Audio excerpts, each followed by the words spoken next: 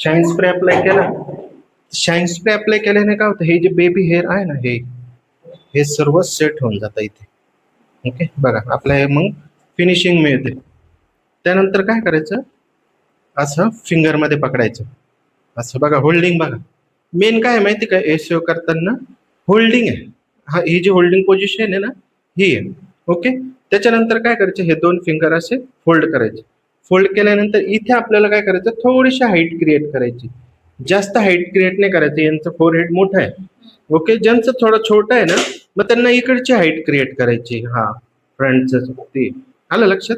तर आपण इथे यांना हाईट जास्त नाही देणार. ओके, तर मग काय करायचं, इथे आपल्याला स्टील क्लिप इथे होल्ड करायची, अशी रूटला करायचे, रूटला. ओके, रूटला केल्यानंतर इथे टँगल होतं, हे बघा. टँगल म्हणजे काय, इथे गोळा होऊन जातात केस. ओके, मग त्यांना काय होतं, टँगल फ्री करायचे ना, तेवढा स्प्रेड करायचा असा. आणि मग काय करायचं, ही स्टायलिंग पिन घ्यायची. स्टायलिंग पिन काय करायची, अशी अलगद आतमध्ये अशी होल्ड करायची.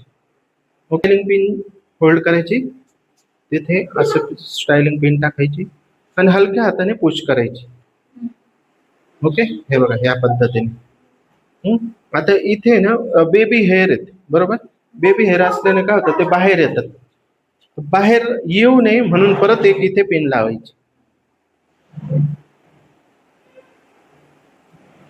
आलं लक्षात. मग आता हे जे केस आहे इथे पाठीमागे आपल्याला स्टक करून टाकायचे असे प्रॉपर घेऊन. नेहमी क्लायंटच्या असा हात ठेवायचा फेसवर, मगच स्प्रे ऍप्लिकेशन करायचं. असं डायरेक्टली स्प्रे करायचं नाही. हो, काय होतो, क्लायंटला त्रास होतो.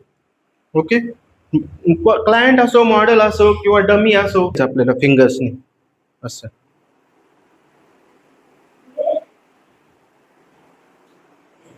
बघा किती छान आलं, आला की नाही.